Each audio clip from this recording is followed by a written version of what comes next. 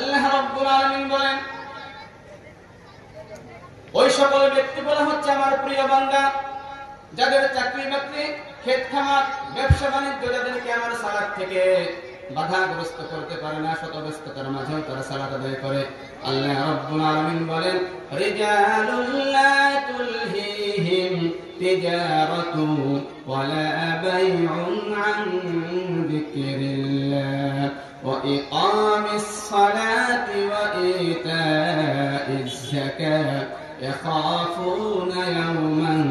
تتقلب فيه القلوب والأبصار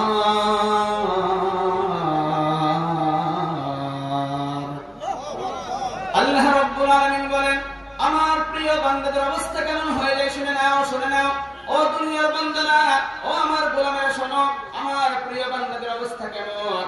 তাদের ব্যবসা বাণিজ্য, চাকরি বাকরি, ক্ষেত খামার কখনো সালাত থেকে তাদেরকে বাধাগ্রস্ত করতে পারে না, তাদেরকে সালাত থেকে আলাদা করতে পারে না। শত ব্যস্ততার মাঝেও তারা মসজিদ থেকে যখন মুয়াজ্জিন সাহেব আসসালাতু খায়রুম মিনান নাওম, আসসালাতু খায়রুম মিনান নাওম, ঘুম থেকে নামাজ উত্তম, ঘুম থেকে নামাজ উত্তম, হাইয়া আলাস সালাহ, হাইয়া আলাল ফালাহ, আসো কল্যাণের দিকে, আসো সফলতার দিকে, যখন এইভাবে আহ্বান করে,